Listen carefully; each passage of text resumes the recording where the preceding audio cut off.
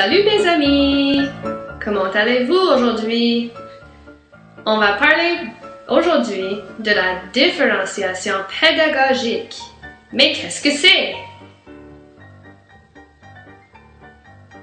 Selon John Cabano, la différenciation pédagogique est une approche pour faire face à la diversité et prévenir les difficultés scolaires. Il dit aussi que c'est une approche qui permet d'ajuster l'enseignement et l'apprentissage pour atteindre tous les élèves et assurer leur progression.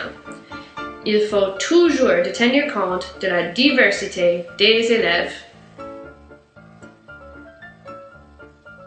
Aujourd'hui, pour élaborer ce sujet, on va prendre l'exemple d'un cours de français de base de 9e année en Nouvelle-Écosse.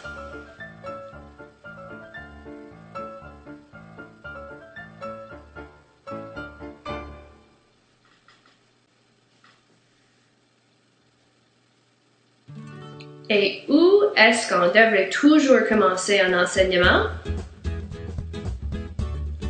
Oui, avec les résultats d'apprentissage.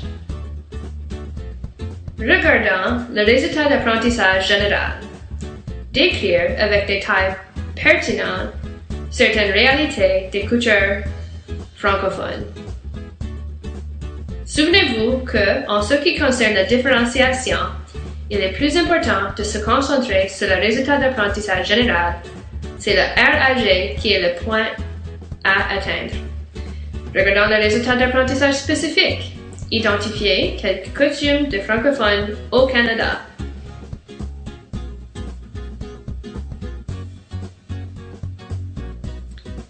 Les résultats d'apprentissage sont toujours la destination des apprentissages.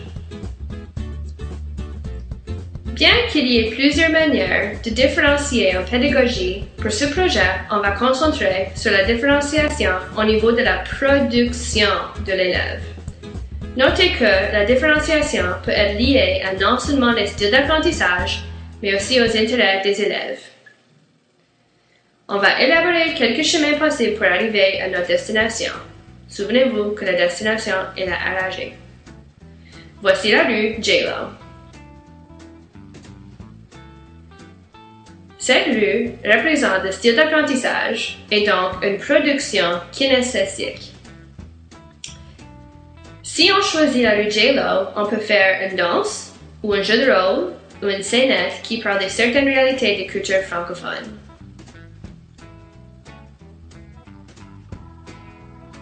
Voici rue Spielberg. Cette rue représente le style d'apprentissage et donc une production visuelle. Si on choisit la rue Spielberg, on peut faire une vidéo, une animation comme celle-ci, un documentaire qui parle de certaines réalités de culture francophone.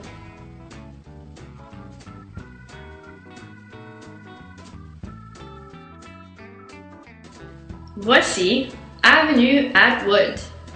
Cette avenue représente un intérêt en écriture et donc une production écrite.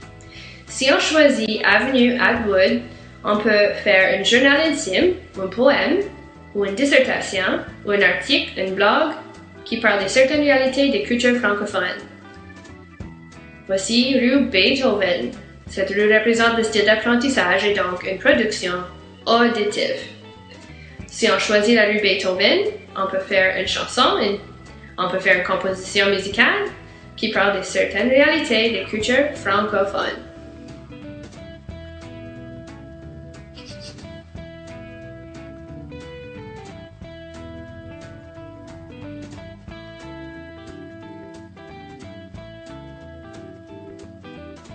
Dernièrement, voici rue Van Gogh. Cette rue représente le style d'apprentissage et donc une production aussi visuelle. Si on choisit la rue Van Gogh, on peut faire une peinture, ou une sculpture, ou une murale, ou un dessin numérique, ou une bande dessinée qui parle de certaines réalités des cultures francophones. Maintenant qu'on a vu les différentes façons de différencier les productions, on va rencontrer quelques chers élèves pour personnaliser ce sujet. Je vous présente Yves. Yves est en 9e année. Il aime la musique. La voiture, qu'on voit sur la droite, représente son intérêt pour tout ce qui est musical. Yves décide de prendre la rue Beethoven pour qu'il puisse produire une pièce de musique. Son choix de production, selon son intérêt, va l'amener à la destination. Bon voyage, Yves!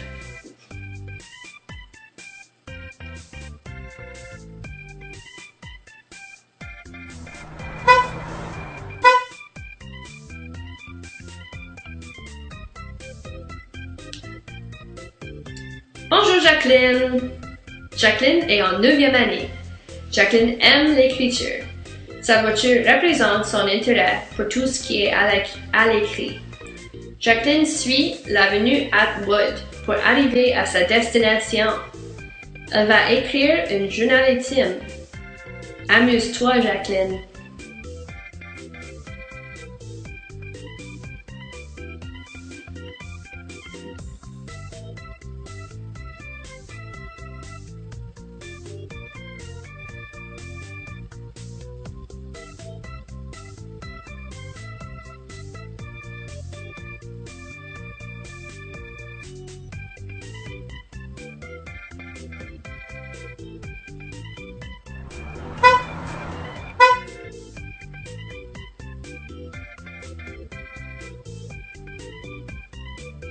Coucou Ralph!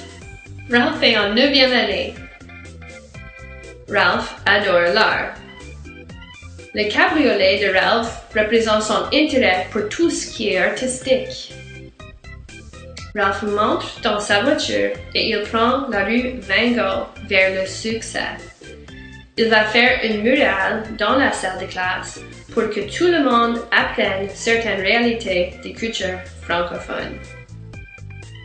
À la prochaine, Ralph!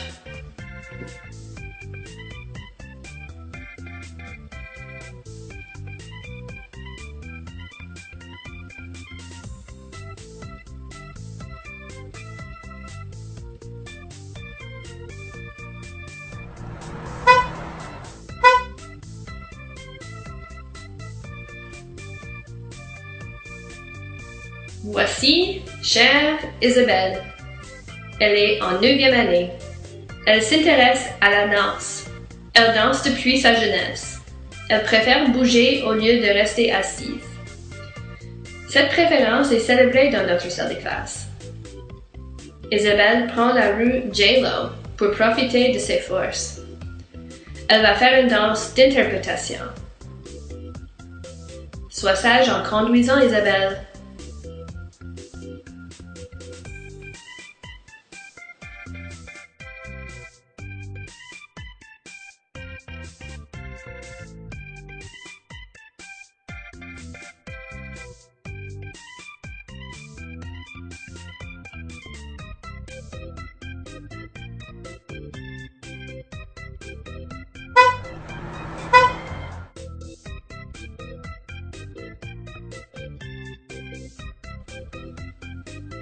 Ici, c'est Eric.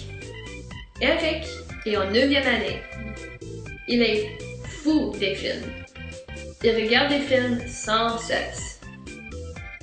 Il se sent chanceux aujourd'hui parce qu'il peut créer son propre court-métrage. Il ne doit pas attendre à la fin de l'année pour regarder des films, son activité préférée. Il a déjà planifié un lancement de ce film. Vas-y, mon ami.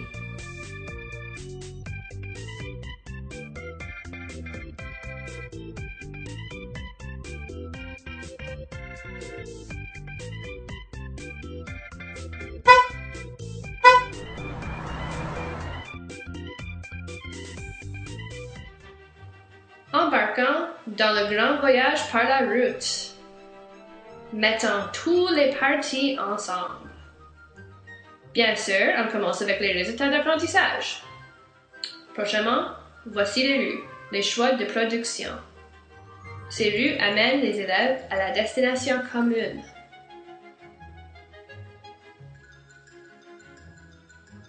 Après, on marque toutes les rues.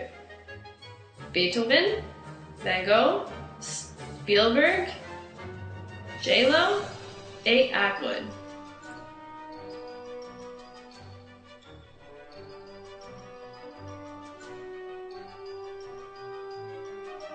Voici les voitures dans lesquelles on se trouve un ou plusieurs chers élèves. Les voitures représentent les intérêts et ou les besoins de l'élève et correspondent directement aux rues choisies. Allons-y!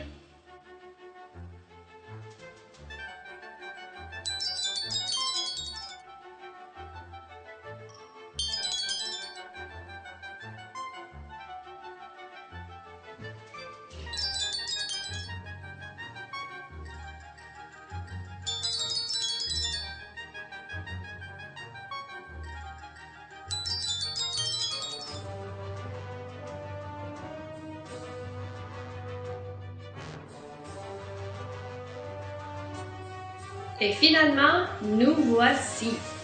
Tout le monde est arrivé à la même destination. C'est-à-dire que tout le monde a atteint le résultat d'apprentissage, bien qu'il ait pris une rue différente.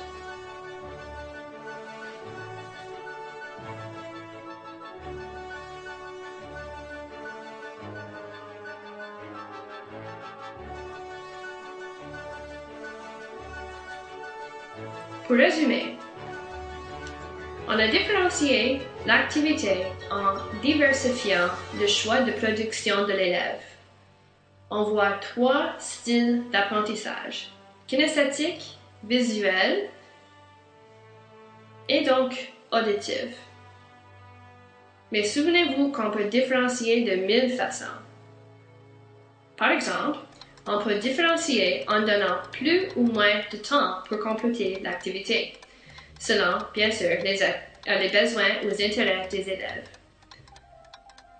Par exemple, on peut être flexible ou on peut laisser les élèves choisir la date d'échéance pour cette activité. Et voilà, on est rendu à la fin. Merci beaucoup pour votre attention et on se voit la semaine prochaine pour discuter des élèves doués.